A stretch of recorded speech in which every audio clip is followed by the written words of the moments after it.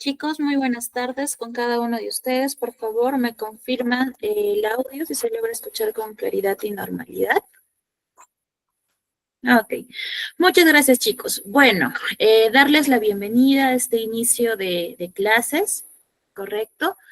Me presento, soy la docente Yerumi Saavedra. Conmigo vamos a estar revisando todo lo que refiere al área de letras. ¿Está bien? Ya seguramente cuando les han alcanzado el horario de docentes, ya han estado revisando un poco lo que es la información en cuanto a docentes, en cuanto a áreas y demás. ¿Correcto?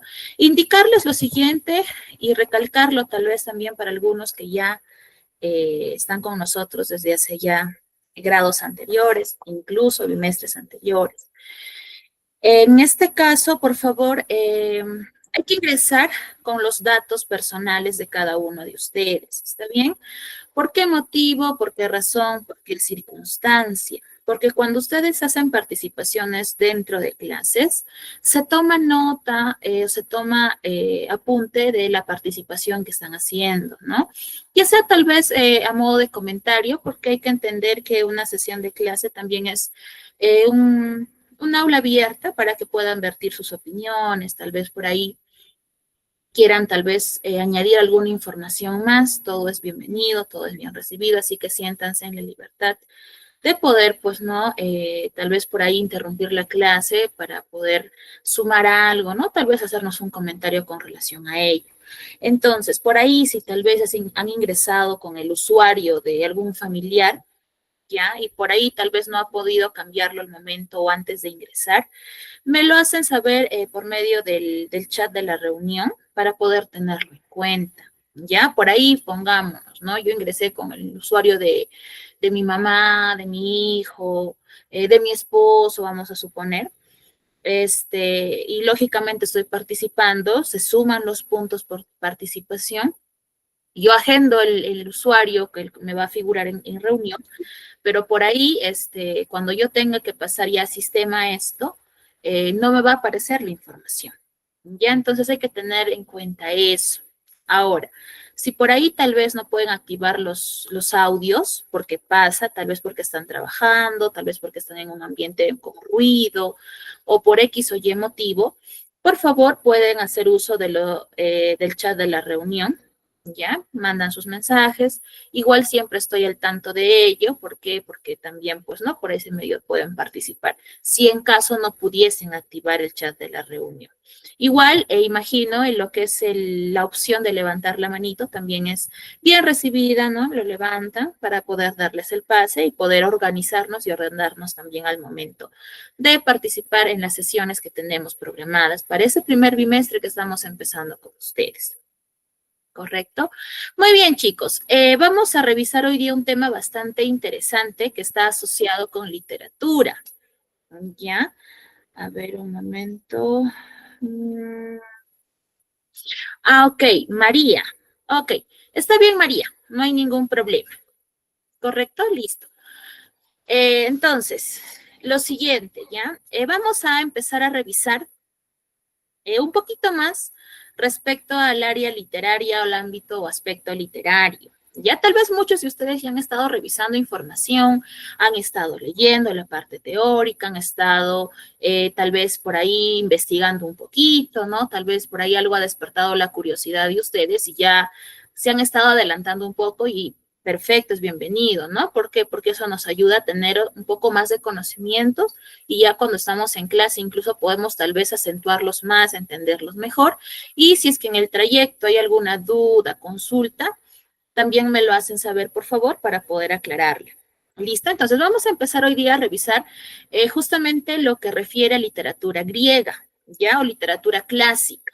Vamos a empezar con este primer escalón, el primer eslabón que es necesario que ustedes conozcan y que, bueno, pues, ¿no? Gracias a esto es lo que se han sedimentado las bases para que se siga construyendo la literatura hasta la actualidad, ¿no? Lógicamente con transformaciones, con cambios, con características diferentes, pero al final, pues, ¿no? Literatura, ¿no? Y es algo que hasta la actualidad se sigue practicando, se sigue elaborando, se sigue escribiendo, y yo sé que en este caso Tal vez por aquí tengo a alguien que le gusta escribir también, ¿no? Entonces, vamos a ir conociendo en la medida de lo posible, lo que las clases nos permitan, estos aspectos, ¿no? Igual los invito también por ahí a investigar si en caso tal vez les llama la atención. Muy bien, para empezar este tema, vamos a empezar revisando lo siguiente, ¿ya? Yo aquí tengo un pequeño verso. ¿Qué tal, Zaira? Buenas tardes. Un pequeño verso, ¿ya? Que dice, la cólera canta, odiosa, del peli de Aquiles, maldita que causó a los aqueos incontables dolores y precipitó al Hades muchas valientes vidas de héroes, ¿ya? Es en realidad un pequeño extracto, ¿ya? Por ahí, porque ahí vemos puntos suspensivos y cuando es así, significa que continúa, ¿no? Pero solamente estamos tomando este pequeño pedacito, nada más. Y la pregunta aquí es para ustedes, ¿no? Tal vez por ahí si alguien ha escuchado, ha investigado, ¿no? O más o menos, tal vez por algún dato, alguna pista que aparece dentro de ese pequeño verso, saben a qué obra corresponde, ¿no? Tal vez por ahí hay alguna pista que delata en este caso, ¿no? Que se está nombrando dentro de, que por ahí como que nos da luces, ¿no? De qué obra, ¿no? O a qué obra corresponde, o en qué obra se menciona, se dice, se enuncia. Ya no sé, tal vez por ahí alguna idea, tal vez alguno de ustedes. A ver,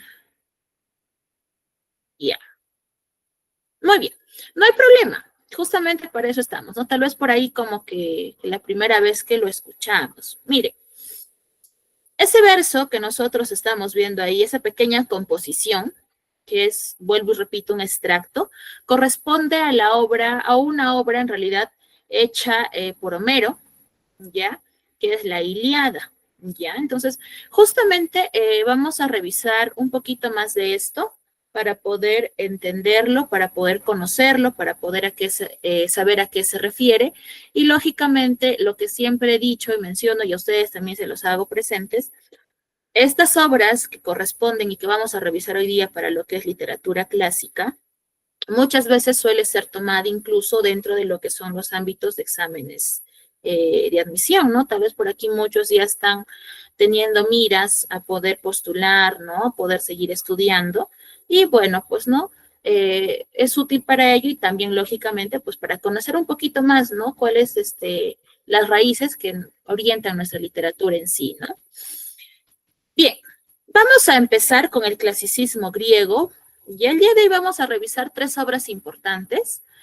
Entonces, para ello es importante primero definir, ¿no? Siempre es importante mostrar una definición para entender a qué se está refiriendo lo que se va a revisar.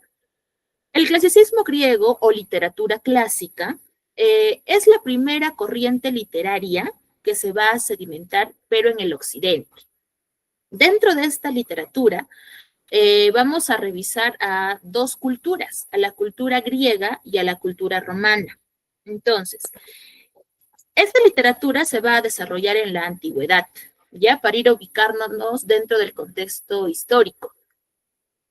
Y es justamente aquí donde se va a iniciar todo este proceso literario que incluso pues se sigue manteniendo hasta la actualidad, ¿no? Y vaya que las bases han sido bastante sólidas porque hasta la actualidad se siguen hablando de las obras que vamos a revisar y yo sé que muchos de ustedes han escuchado de estas obras. Tal vez no lo hemos leído, pero sí como que tal vez tenemos ciertos rastros, ¿no? De que, bueno, en algún momento por ahí lo escuché, ¿no? Entonces, vamos a revisar a esta primera corriente, se podría decir la base, ¿no? La corriente madre en realidad sobre la cual hemos seguido formando lo demás. A ver, siguiente, vamos aquí. Cuando nosotros hablamos de literatura clásica, vamos a ubicarnos o vamos a hablar de periodos. Dentro de ello vamos a encontrar el periodo jónico, o también conocido como arcaico, y el periodo ático, ¿ya? Cada uno de estos ha tenido sus representantes, ¿correcto? Vamos con el periodo jónico, que se desarrolla en los siglos X 6 antes de Cristo. Entonces, para esto vamos a dejar en claro algo. Es que dentro de este periodo jónico vamos a encontrar dos géneros, que es el género épico y el género lírico. ¿Ya? Dentro del género épico vamos a encontrar estos dos autores. Hay más posiblemente, pero vamos a hablar de Homero y vamos a hablar de Hesíodo. Entre los dos, lógicamente ustedes tal vez han escuchado un poco de Homero, ¿no? Y justamente es este escritor, este Aedo, del cual vamos a conversar el día de hoy, y vamos a conocer un poquito más cuáles son, pues, ¿no? Y en qué consisten o de qué trata, qué hablan estas dos obras póstumas que son la Ilíada y la Odisea, ¿no? Obras bastante conocidas y además bastante traducidas a diferentes idiomas en realidad. Y también tenemos, por supuesto, a Hesíodo, que él ha escrito la Teogonía. Y por el lado o el género lírico, cuando nosotros hablamos de género lírico, estamos hablando de poesía, ¿ya? Lírico, ¿por qué? Porque en estos tiempos, en esta época antigua, estos eran cantos que eran acompañados por un instrumento musical que era la lira, ¿no? Entonces, ahí el origen del género lírico, ¿ya? Lírico de lira. Entonces, con ese instrumento se asocia porque suelen, como les menciono, se acompañaba. Y pues bueno, tenemos como representantes a Píndaro y a Safo, ¿no? Cada uno con sus obras, por supuesto, que es los Epinicios, y tenemos a Epitalamios, ¿ya? Nombres tal vez bastante extraños para ustedes, ¿no? Un poco, nunca he escuchado esos nombres como tal, pero, ¿no? Son obras que son bastante interesantes.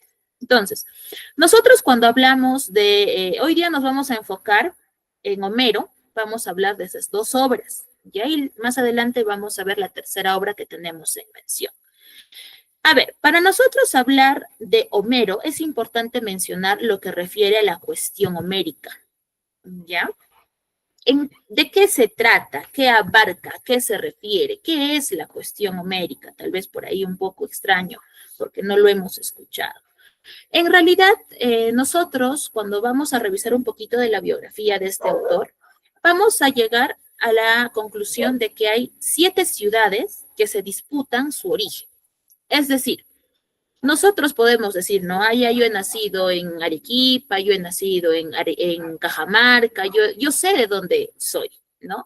Pero en este caso, Homero tiene por lugar de nacimiento en realidad una incógnita, porque no sabemos exactamente su lugar de origen. Entonces, ¿no? Un dato importante. Segundo dato importante, la cuestión homérica refiere a esa duda de saber si realmente él es el autor de estas dos obras que les había mencionado con antelación, ¿ya? Si realmente era él el que ha escrito la Ilíada y la Odisea. ¿Por qué? Porque Homero tenía una peculiaridad, y es que era ciego, ¿ya? Entonces por ahí viene esa duda, por ahí viene esa cuestión de querer saber o tener por certeza, perdón, si es que realmente él ha sido el que ha hecho las creaciones como tal, ¿ya? Entonces, su nombre verdadero, ¿ya? No es Homero, ¿ya? Entonces, ahí también hay que tener un dato importante. ¿Cómo era su nombre? Era Melesígenes. Él se llamaba en realidad así, ¿ya? Sin embargo, pese a esta disputa que tenemos en cuanto a su lugar de origen, se considera a Esmirna, ¿ya? Su lugar, pues, ¿no? Entre todas, se considera que aquí fue el lugar de nacimiento de nuestro Aedo. Ahora, bueno, ¿no? Actualmente tenemos dos teorías bastante marcadas, que es la teoría analítica y la teoría unitaria, ¿no? Que son justamente las que se disputan entre ellas el hecho de poder saber si es que sí o si es que no es el autor de. Otros mencionan que, bueno, pues no, como eran en estos tiempos, cabe recalcar que no se escribía, ya todo era cantado en las plazas, ¿no? Tal vez, así como ahora, ¿no? Me parece que en muchos lugares, en las plazas de armas, encontramos a varias personas que se encargan de tal vez hacer algunas especies de disertaciones, etcétera, ¿no? igualito, en estos tiempos todo era cantado, nada era escrito, ¿no? Y se considera, pues, ¿no? Que puede haber sido así, o que uno de sus discípulos de Homero puede haber sido el encargado de haber tomado, pues, nota o recopilado esto, ¿no? Porque Homero en realidad también se ayudó de estos e incluso enseñó este arte de la escritura. Entonces, vamos a tener en cuenta esa información de este autor. Ahora sí vamos a enfocarnos, me parece, pero vamos a ver.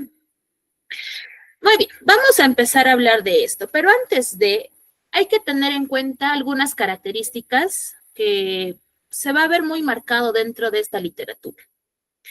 Una primera característica que tenemos que tener en cuenta es que esta literatura es antropocentrista, ¿ya? ¿A qué se refiere? A que está todas las historias, todos los cantos, todas las creaciones fueron hechas, establecidas, orientadas o centradas netamente en el hombre. Por eso es antropocentrista. El centro del mundo, del universo, es el hombre. ¿Listo? También es antropomorfa. ¿Por qué? Porque vamos a ver involucrados a muchos dioses dentro de estas creaciones, ¿no? Pero estos dioses eran o tenían forma humana y eran seres con los cuales los humanos, vamos a decirlo así, podían interactuar, podían ver, podían hablar con ellos, ¿no? Entonces, era también un rasgo marcado dentro de esa literatura.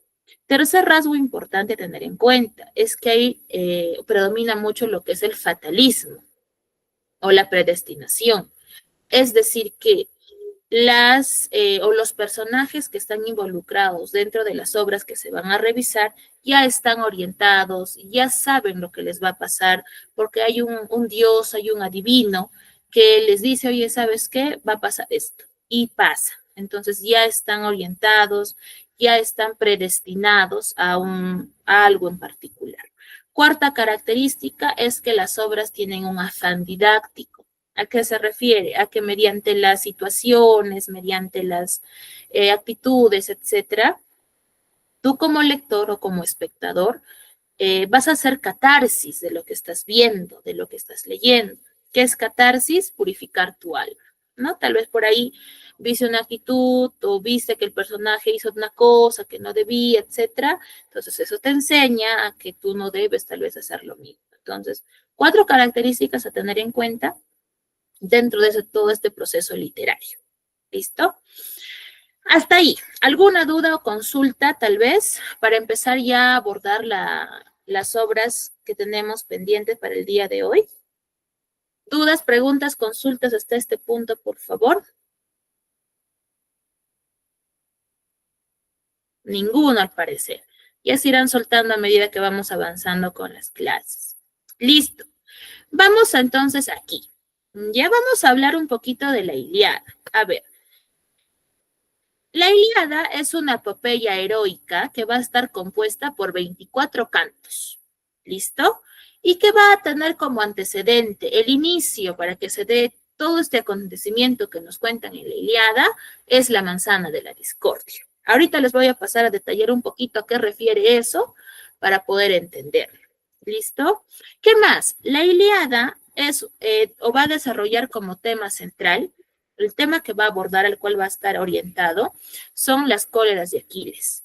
Ya su cólera, eso que pasa con ese personaje principal y que en realidad prima mucho y se orienta y se habla mucho y que bueno, pues no, gira en torno a esto todos los hechos, los acontecimientos, los sucesos que pasan dentro de la obra. ¿Qué más? La Ilíada nos va a narrar solamente los 51 días del último año en el que va a durar esta guerra. ¿Y cuánto dura la guerra en realidad? Dura 10 años. Ya, sin embargo, en la Ilíada no se nos cuenta los 10 años de guerra, sino únicamente los 51 últimos días de esta guerra. Es decir, del 10º año, los 51 días antes de que termine esta guerra. Eso es lo que se nos cuenta a lo largo de toda esta obra. ¿Listo? A ver. Datos importantes y bastante sencillos. Ahora, lo que les decía, el mito de la manzana de la discordia. Probablemente, y esto lo asocio con el hecho de que muchos decimos, ay, no, es la manzana de la discordia en. ¿no? Tal vez hemos usado ese famoso dicho o lo hemos escuchado. Entonces, ¿a qué se refiere eso? A ver, cuando ustedes han escuchado o han leído o lo han dicho tal vez, ¿a qué se refieren con manzana de la discordia? ¿A qué se referirá? Alguien tal vez, si no pueden activar los micros, por favor, hagan uso de los mensajes que se pueden enviar durante la clase. Yo los voy a ir leyendo, no se preocupen. Entonces, ¿a qué me refiero yo cuando digo la manzana de la discordia? ¿Es una persona no grata? Que es alguien no grata. Ajá, muy bien, María Elena. Muy bien, alguien que no es grata. Listo. ¿Qué más? Una persona problemática o que causa problemas. A una persona problemática o que causa problemas. Tu nombre es Anchela, ¿verdad? Confírmame esa. Sí, profesora. Sí, ¿no? Ok. Yosiani, te escucho. ¿Es una persona molesta? Una persona molesta. Ya, ya, muy bien. Me quedo con esas tres. Ok, correcto, ¿no? Camila, ya, Camila, te escucho.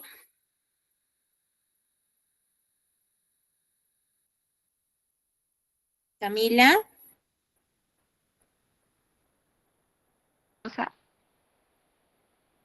Dime, Camila, ¿qué me querías decir? Para ti, ¿qué es la manzana de la discordia? ¿Qué entiendes por eso?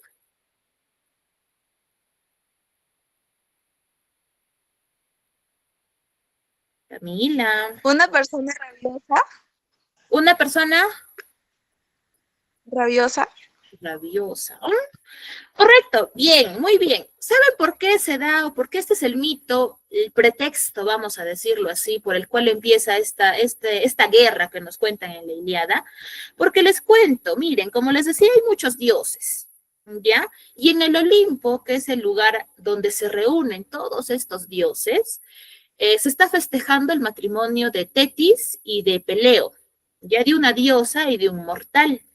Ellos se casan y lógicamente como es un matrimonio y así como nosotros hacemos fiestas, todos los dioses fueron invitados a festejar esa unión. Sin embargo, ellos no invitaron a Eris. Eris es la diosa de la discordia. Entonces, no la invitaron, no la invitaron. Esto ocasiona y hace que esta diosa se enoje, se frustre, ¿no? Y diga, pero ¿por qué a mí no me invitan?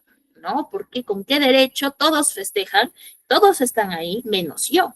Entonces, ¿qué hace esta diosa? ¿Qué hace Eris?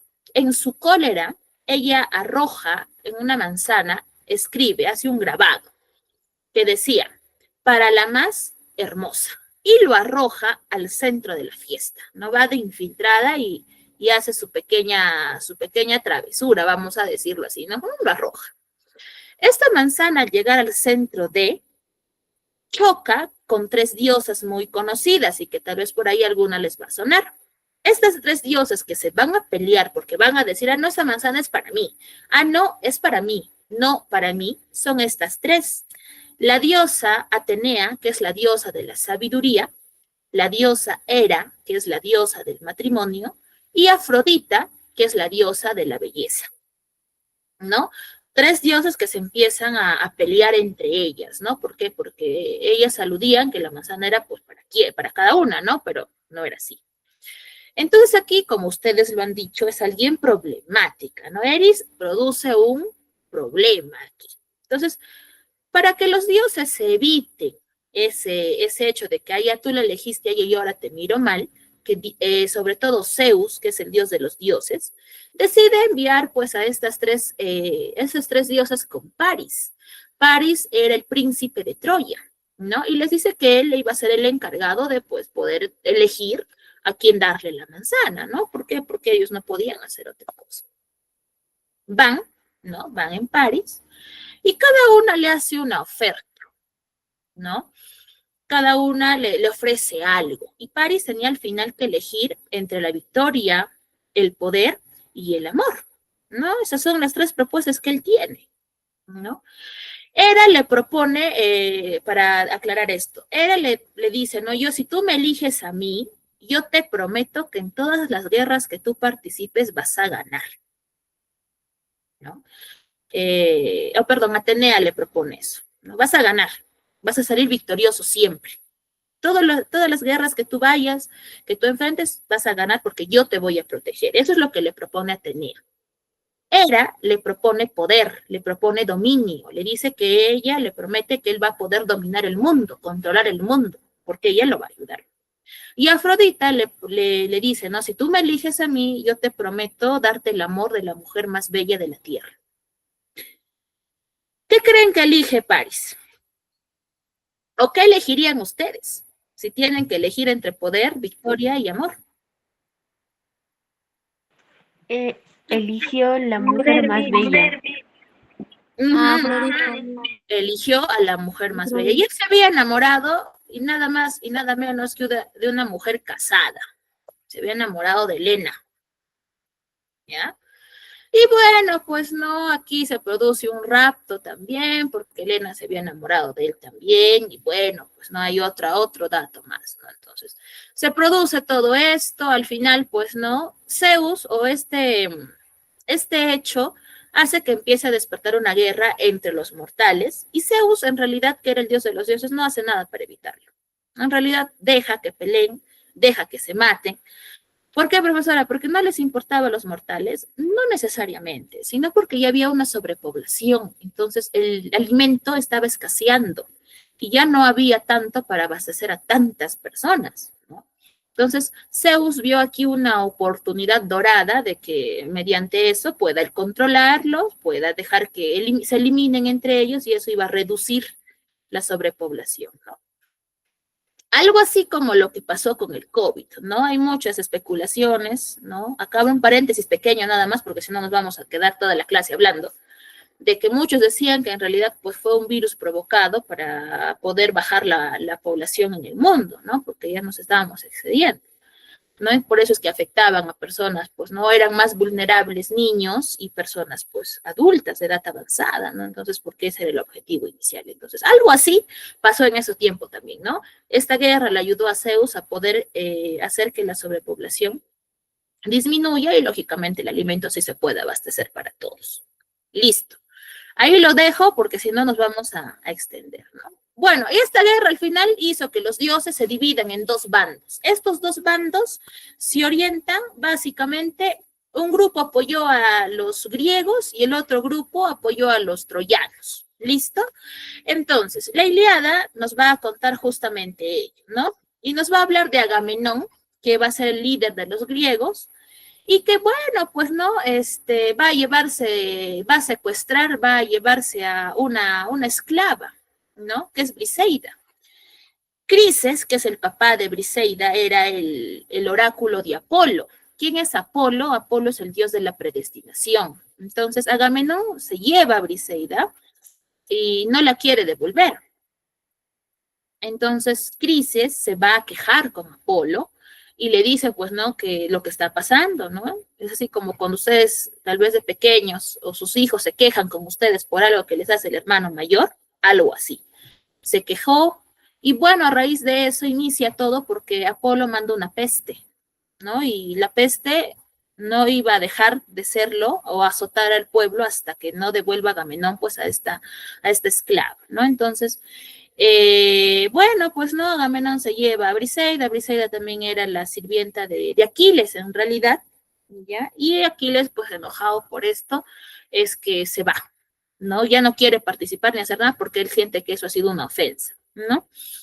Entonces aquí se produce esta primera cólera que tiene nuestro personaje principal, que es Aquiles. Ahora, durante el desarrollo de la obra, nos dice que otra cólera que va a tener este personaje es la muerte de su mejor amigo, que es Patroclo, ¿no? Patroclo es asesinado en manos de Héctor. Héctor es un príncipe troyano también. Entonces, este hecho motiva, incita que Aquiles vuelva a la guerra, ¿no? Porque se siente furioso de ver que pues estos troyanos hayan acabado con la vida de su amigo. ¿ya? Ahora, vamos aquí. Estos dos personajes, Aquiles y Héctor, se enfrentan, ¿no? Se enfrentan y Aquiles tiene tanta cólera por lo que ha pasado, por lo que le ha hecho Patroclo, que lo termina matando. Entonces lo ata al carruaje que tiene y le empieza a dar un montón de vueltas a lo largo de todo el campo que donde ha sido el campo de batalla, ¿no? Sin embargo, su padre, el padre de Héctor, el rey troyano, que es Príamo, le entrega, le pide, pues, ¿no? Aquiles en su calidad no de rey, sino en su calidad de padre, que le entregue el cuerpo de su hijo para que le pueda dar cristiana sepultura, vamos a decirlo así, ¿no? Para que lo puedan enterrar. Aquiles, en realidad, en principio no quería entregarle el cuerpo, ¿no? Porque para él era como un trofeo, porque era la señal de que él había vengado a su amigo. Sin embargo, al ver la situación de Príamo, y como le dijo, ¿no? Que él no iba en calidad de rey ni de enemigo, sino iba en calidad de padre, pues se compadece y le entrega a su hijo, ¿no? Lo entierran, se celebran los funerales de Héctor y de esta manera termina pues esta obra, ¿no?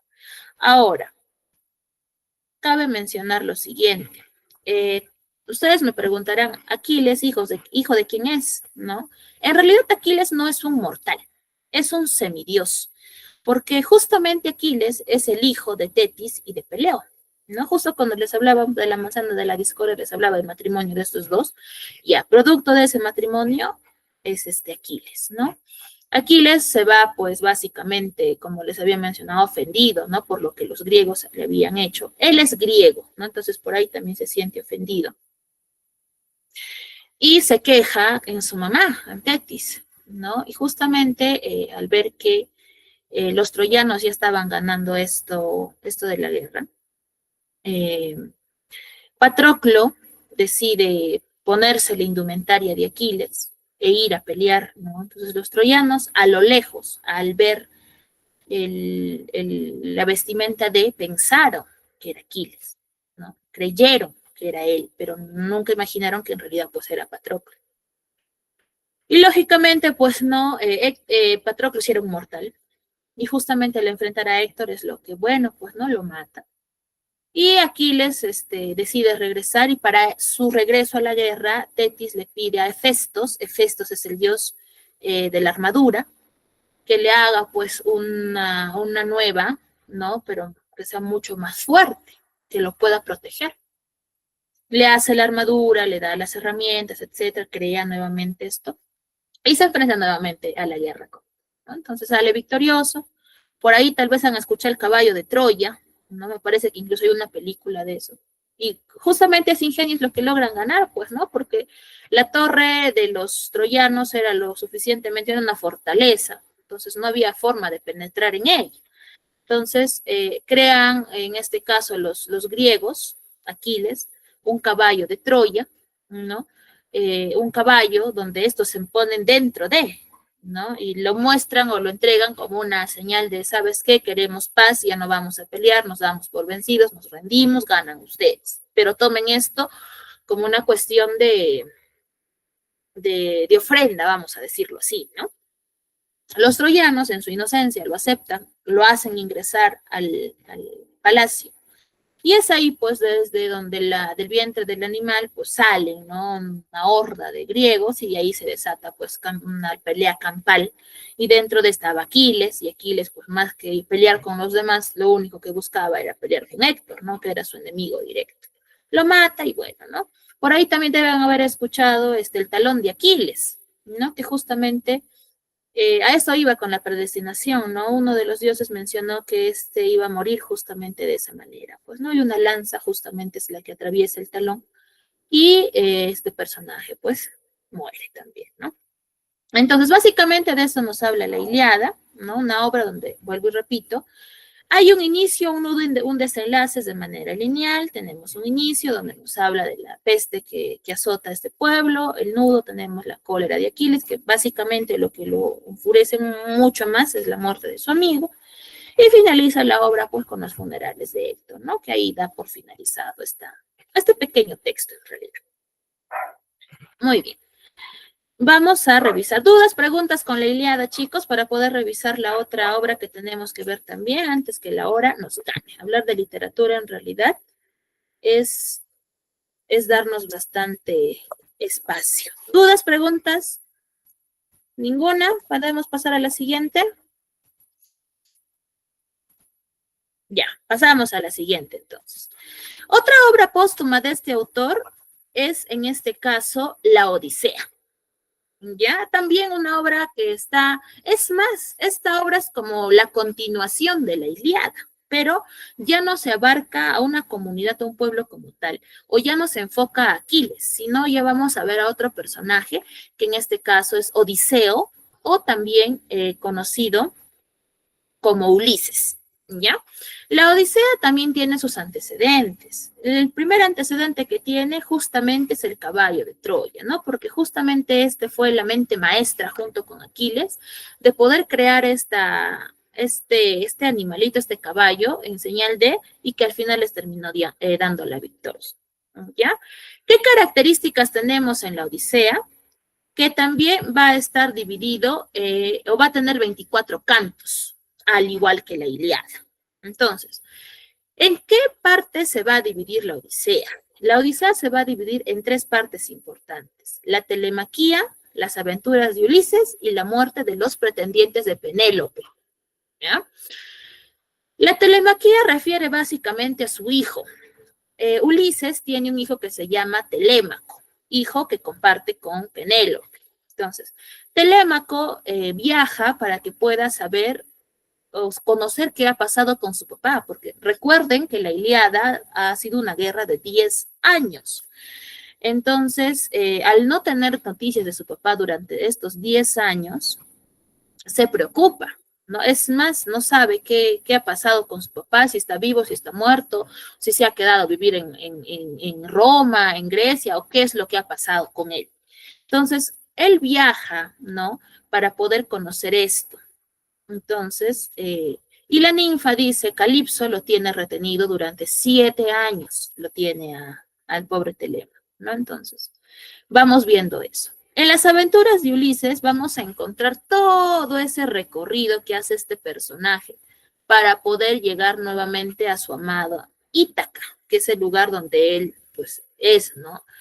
Se fue de Ítaca a Grecia y de ahí tenía que volver nuevamente a Ítaca, porque imagínense ustedes, a ver, vámonos de nuestras casas a 10 años, hasta más incluso, que nadie sepa de nosotros, ni nosotros de ellos, lógicamente, pues no causa angustia. Y en la muerte de los pretendientes vamos a ir revisando un poquito más sobre cómo es que este personaje termina acabando con ellos, ¿no? Porque querían casarse con su esposa. Lógicamente, aquí vamos a ver, y por ahí también deben haber escuchado algo de que soy como Penélope, parecen Penélope, tejen y destejen, dicen, ¿no? Porque Penélope tejía por las mañanas y destejía por las noches, ¿no? Entonces, hacía eso. ¿Por qué? Ya lo vamos a ir revisando. Para eso, miren, aquí tenemos un pequeño mapa para conocer justamente ese recorrido que hizo Ulises. El punto de partida de Ulises es Ítaca. De Ítaca, él viaja a Troya, a Grecia y bueno, después a Troya, que es el centro donde se produce la guerra de la Ilíada. Termina la guerra, esa guerra dura 10 años y ustedes dirán, profesora, Ulises volvió a su casa en un mes. Mentira, Ulises vuelve a su casa después de otros 10 años más. O sea, significa que Ulises ha estado fuera de 20 años, ¿ya? Bueno, de Ítaca, vuelve, va a Troya, termina la guerra en Troya, sale de Troya y viaja a los países de los lotófagos, que es el primer punto en donde él llega. Ahí va a encontrar la flor de loto, ¿no? Y él dice que no lo coma, porque quien lo come ya no se quiere ir de este lugar. Pero como ustedes saben, a veces nosotros no escuchamos, y eso fue lo que pasó con sus tripulantes, ¿no? Con los soldados que estaban viajando con él.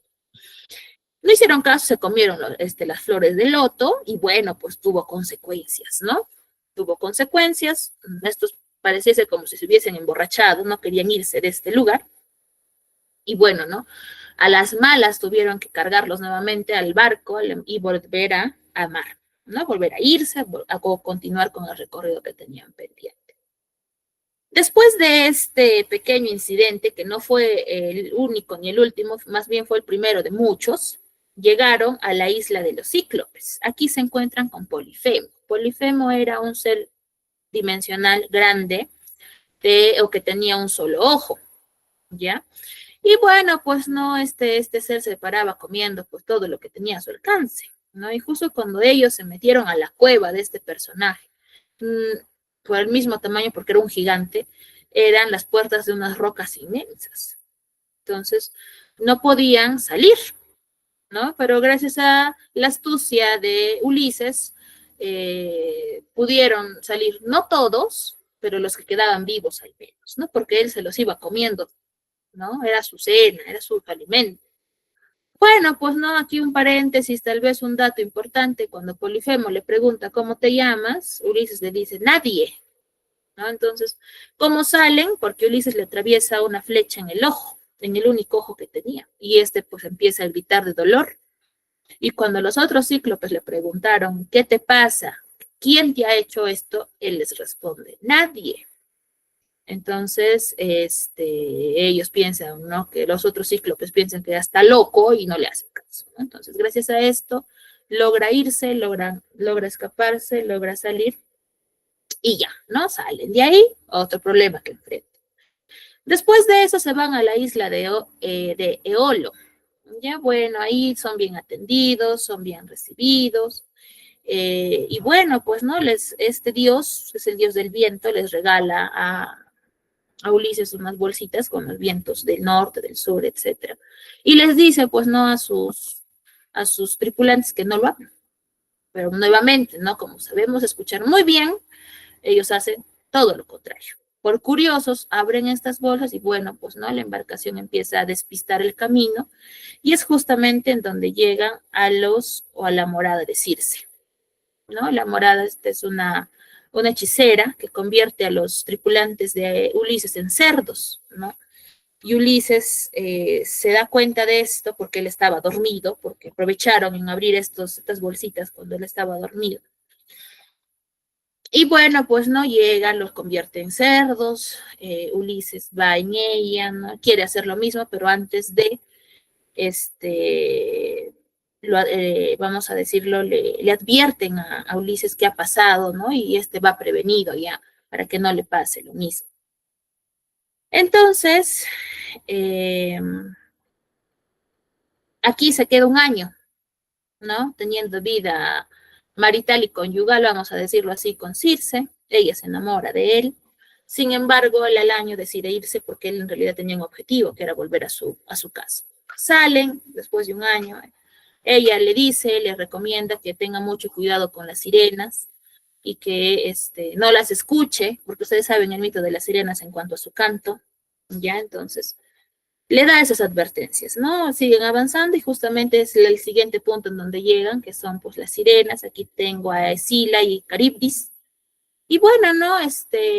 Ulises les pide a sus tripulantes que lo amarren al mástil muy fuerte, lo más fuerte que puedan, para evitar que caiga en esos encantos y termine lanzándose, ¿no? Porque la intención era eso, ¿no? Que se lancen y los maten ahí las sirenas. Entonces, gracias a Dios, ¿no? Ellos logran salir victoriosos.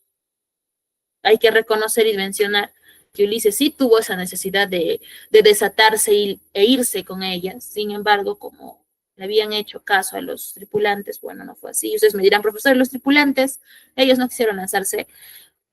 No, porque ellos sí se protegieron, también se taparon los oídos y de esa manera pudieron salir airosos de ese otro fatídico final probablemente. Después de ello llegaron a la isla de Helios.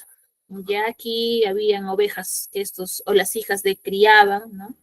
Y tenían en este caso muchos, no tenían muy cuidados, eran sagradas, vamos a decirlo así. Entonces, en este punto es lo que estos tripulantes deciden pues, asesinar a estas ovejas. Y como toda acción tiene reacción, terminaron destruyendo las naves, ¿no? De este lugar. Sin embargo, pudieron recibir ayuda y Ulises llega a la isla de Calipso. Y ahí está retenido 7 años. No se queda 7 años con ella. Bueno, pues no, ella Dios se enamora, pero tiene que partir, ¿no? Después de estos 7 años, Ulises decide irse y se va. Y de esta manera ya llega el otro, ya casi estamos por llegar a Ítaca nuevamente, llegamos a la tierra de los Efesios, aquí es bien recibido, le dan su comida, lo alimentan, lo cuidan y son ellos justamente quienes le ayudan a regresar a Ítaca. Llega a Ítaca después de toda esta vuelta, mírense, todo este recorrido ha durado 10 años. 7 años que se quedó con Calipso, 1 año que se quedó con Circe, allá van 8, y los 2 años que transcurrieron en pasar entre los puntos que ya mencioné. Llega a Ítaca, bueno, pues no son 20 años después, nadie lo reconoce. Se da con la sorpresa de que hay un montón de pretendientes en su palacio queriendo casarse con su esposa. Para esto su esposa pensaba que era viuda, él había muerto, y ella no quería casarse en realidad, pero en realidad el mismo gobierno necesitaba tener ya un rey porque necesitaban a alguien que los dirija. Y Calipso decía que ella cuando iba a terminar de tejer, ahí iba a decidir con quién casarse. Y justamente ella hacía trampa, ¿no? Tejía por las mañanas, destejía por las noches. Y ya no pudo más, al final dijo, ¿no? Que ella se iba a casar con quien pasara la única prueba que les puso, que fue con una flecha, que tenía que pasar todos los centros de... Y pues bueno, ¿no? Este Ulises, ustedes dirán, se presentó desde un primer momento y le dijo, he vuelto, no fue así. Se disfrazó como un pordiosero, ¿no? Entonces, cuando se dio esta prueba, todos los pretendientes iban siendo eliminados, uno tras otro, porque en realidad no podían hacerlo. Pero hasta que llegó el turno de este pordiosero, ¿no? Y era en realidad el único que tenía era diestro en este arte, ¿no? Entonces, logró lo que pidió a Penélope, y Penélope, pues bueno, vio su suerte echada, ¿no?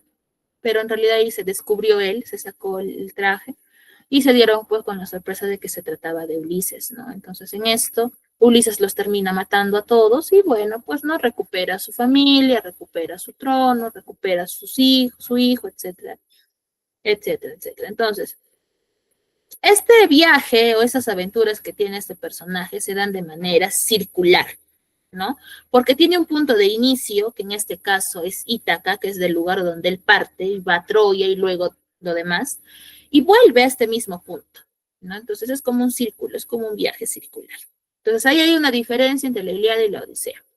Uno es lineal y el otro es circular, ¿no? Entonces, otro rasgo muy importante que se marca dentro de es justamente el hecho de que en la Ilíada se utiliza el hierro para las guerras, para la pelea, para el caballo, se utiliza el hierro. Pero en la Odisea en realidad no se usa este material, no se emplea, ¿ya? Otra comparación que podemos hacer entre uno y otro es que, lógicamente, ambos están compuestos por 24 cantos, ¿ya? Y en ambos se nos narra la suerte, vamos a decir, el camino, el recorrido que hace en este caso sus héroes, ¿no? Que es Aquiles por el lado de la Ilíada y Ulises por el lado de la Odisea, ¿ya? Su estructura, ¿no? Como les había mencionado cuando hablábamos de la Ilíada, esta era de manera lineal, porque tiene un inicio, tiene un nudo, tiene un desenlace, y la Odisea es circular, ¿ya? Es circular, porque, bueno, pues no, parte de un punto y regresa a ese mismo punto, en realidad no regresa a un punto diferente. Entonces, en ambos casos también podemos notar que en el caso de la Ilíada se nos enmarca mucho en un poema la guerra, porque todo el conflicto o todos los sucesos o los hechos se enmarcan en eso, no en una pelea como tal. Mientras que en la Odisea ya incluso es considerado como un poema a la paz, ¿no? Porque nos podemos dar cuenta que en realidad Ulises no va por estos lugares con la intención de pelear o de apoderarse de, sino que es parte de su recorrido, ¿no? Es como cuando ustedes salen de su casa, de su trabajo, y no pasan por las tiendas a ver con qué señor o señora yo me peleo hoy día, ¿no? Simplemente es parte de su trayecto para que vuelvan a casa. Lo mismo sucede aquí, Entonces, de esa manera se desarrolla en esto. En ambos casos vemos la presencia de dioses, en ambos casos vemos este destino de los héroes que se nos cantan. Ambos son epopeyas heroicas, ¿ya? Son del género épico y especie epopeya heroica, ¿ya? No sé si es que hasta ahí habrá alguna duda o consulta tal vez. Dudas, preguntas, consultas, tal vez por ahí o algo que quieran agregar.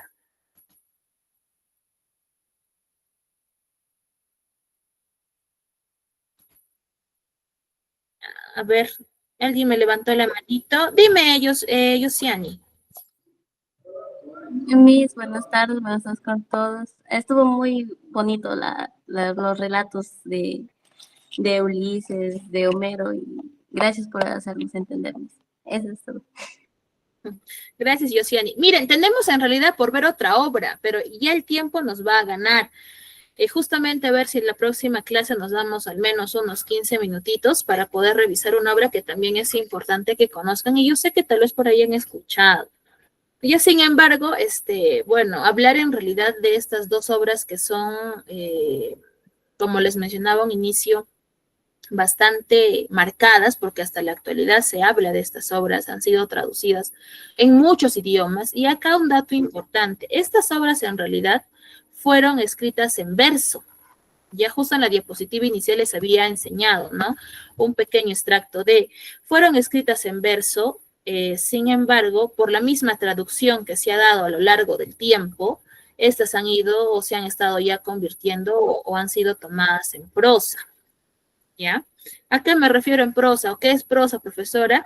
Cuando nosotros agarramos un libro y empezamos a escribir de canto a canto, o sea, de izquierda a derecha, tenemos punto seguido, punto aparte, etcétera. A eso me refiero con prosa, ¿no? Inicialmente no ha sido esa su estructura. Sin embargo, bueno, pues no, por el mismo uso, por el mismo hecho se ha ido transformando, se ha ido convirtiendo en eso, y actualmente, pues no, si yo voy a una librería y pido que me vendan la Odisea o la Ilíada, de igual manera, me entregarán el libro y veré, pues, que está escrito de canto a canto, ¿no? Y si lo busco en internet, ahí probablemente, y sí, me parece que hay, van a encontrarlo en verso, porque es cantado en realidad. Recuerden que a un inicio les dije, en estos tiempos no había escritura, todo era oral, todo era cantado, entonces todo era recitado.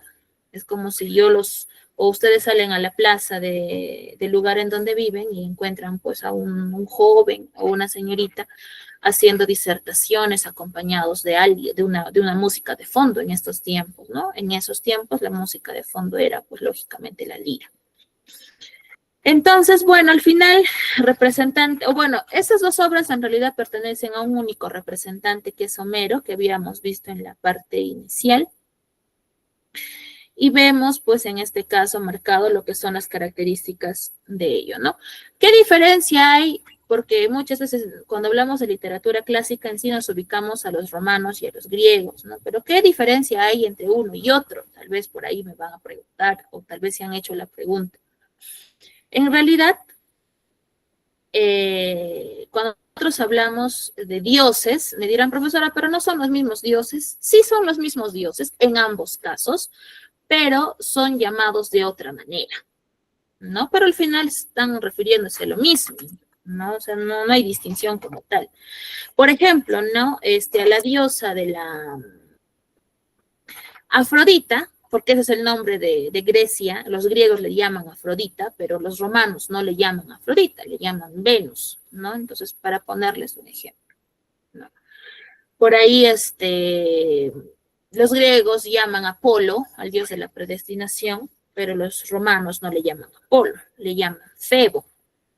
Entonces, es el mismo ser, refieren al mismo dios, pero con otro nombre, ¿no? Entonces, hay un rasgo marcado que diferencia uno de otro dentro de los ámbitos literarios que se van desarrollando. Ya en la próxima clase vamos a revisar, nos falta revisar